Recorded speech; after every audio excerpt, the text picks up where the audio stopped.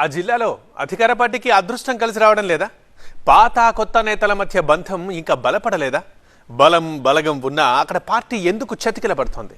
మొన్న అసెంబ్లీ, నిన్న పార్లమెంట్, ఇవాళ మున్సిపాలిటీ. ప్రతిసారి పార్టీ ఎందుకు దెబ్బతింటోంది? వర్గ పోరుతో అక్కడ రిక్తహస్తమే మిగులుతోందా? అందలమెక్కించిన నాయకుడితో అసలుకే మోసం వస్తోందా? రాష్ట్రమంతా హస్తవాసి బాగున్నా అక్కడ మాత్రం ఎందుకు దుస్థితి? ఇంతకీ ఎక్కడిది పరిస్థితి? వరుస పరాజయాలు,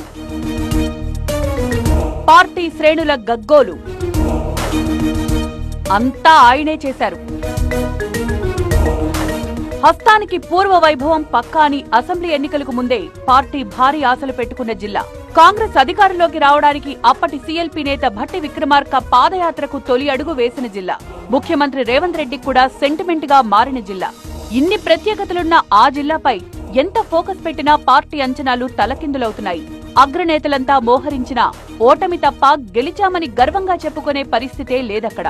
అసెంబ్లీ ఎన్నికల నుంచి మొన్నటి మున్సిపల్ అవిశ్వాసం దాకా పార్టీకి అడుగడుగునా చేదు అనుభవాలే.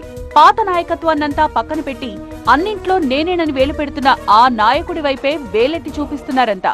గెలిస్తే క్రెడిట్ కొట్టేద్దామనుకున్న ఆ నాయకుడి వల్లే ఆదిలాబాద్ లో వెనకబడ్డామంటున్నారట హస్తం పార్టీ నేతలు. అసెంబ్లీ ఎన్నికల్లో ఆదిలాబాద్ జిల్లాలో ఒక్కటంటే ఒక్క సీటు కూడా గెలవలేకపోయింది కాంగ్రెస్. పైగా పార్లమెంట్ ఎన్నికల్లో పక్కాగా గెలుస్తామనుకున్న ఆదిలాబాద్ నియోజకవర్గంలోనూ పరాజయాన్ని మూటగట్టుకుంది. ఇప్పుడు ఆదిలాబాద్ మున్సిపాలిటీ అవిశ్వాస రాజకీయాల్లోనూ కాంగ్రెస్ వ్యూహం బెడిసికొట్టింది. పార్టీలో చేరిన మున్సిపల్ వైస్ చైర్మన్ ని కాపాడుకునేందుకు కాంగ్రెస్ ఎంత జాగ్రత్త పడ్డా ఫలితం లేకపోయింది.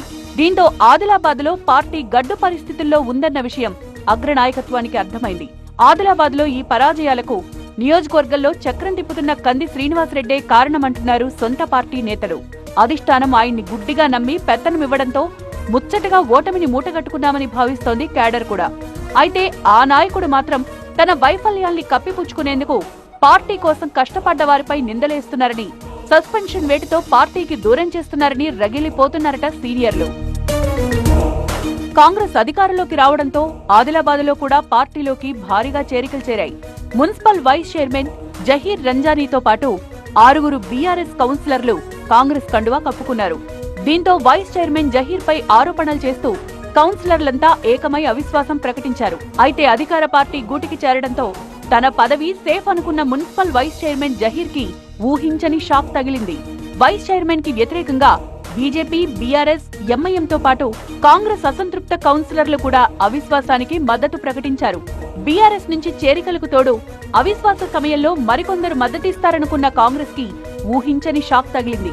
రాష్ట్రమంతా అవిశ్వాస రాజకీయాల్లో అధికార పార్టీనే పైచేయి అవుతుంటే ఆదిలాబాద్ లో మాత్రం సీన్ రివర్స్ అయింది.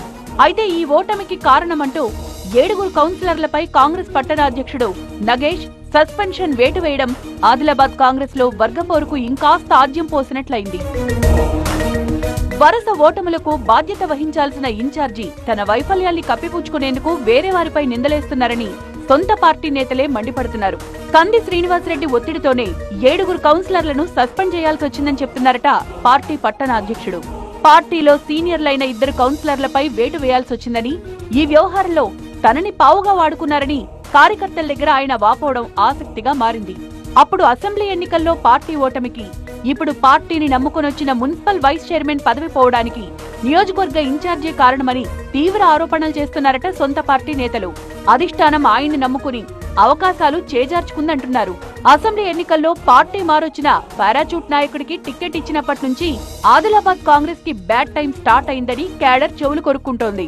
ఆ నాయకుడి మీద నమ్మకం ఉండుంటే పార్టీలోకి వచ్చిన కౌన్సిలర్లు చివరి నిమిషంలో హ్యాండ్ ఇచ్చేవారు కాదంటున్నారు పార్టీ సీనియర్లు. అవిశ్వాసం వీగేలా చేసి మున్సిపాలిటీపై పట్టు సాధించాలనుకున్న నియోజకవర్గ ఇన్ఛార్జి కంది శ్రీనివాసరెడ్డి ఆత్మరక్షణలో పడ్డారు. అయితే బీజేపీ, బీఆర్ఎస్ ఒక్కటవడం వల్లే అవిశ్వాసాన్ని తిప్పికొట్టలేకపోయామంటున్నారు కంది. బీజేపీ, బీఆర్ఎస్ బంధం ఆదిలాబాద్ మున్సిపల్ అవిశ్వాసంతో బట్టబయలైందని, లేదంటే పక్కాగా అవిశ్వాసం వీగిపోయేదని పార్టీ పెద్దలకు చెప్తున్నారట ఆయన. పార్టీ కండువా కప్పుకున్న కొందరు చివరి నిమిషంలో యూటర్న్ తీసుకోవడంతో ఈ పరిస్థితి ఎదురైందంటున్నారు. షాకుల మీద షాకులు తగులుతున్నా ఓటమిపై ఆత్మ పరిశీలన చేసుకోవడం మానేసి ఇతరుల మీద నిందలేసి చేతులు దులుపుకుంటే మొదటికే మోసం వస్తుందంటున్నాయి ఆదిలాబాద్ కాంగ్రెస్ శ్రేణులు. ఇప్పటికైనా అధిష్టానం ఇన్ఛార్జి వైఫల్యాలను సమీక్షించి వెంటనే జిల్లాకు ఓ మంత్రినో బలమైన డీసీసీనో నియమించాలని కంది నుంచి పార్టీకి మోక్షం కల్పించాలంటున్నారు. కాంగ్రెస్ అధిష్టానం ఏ నిర్ణయం తీసుకుంటుందో, పరాజయాల నుంచి బయటపడేందుకు ఏ మంత్రం వేస్తుందో అని ఆదిలాబాద్ కాంగ్రెస్ శ్రేణులు వెయిటింగ్.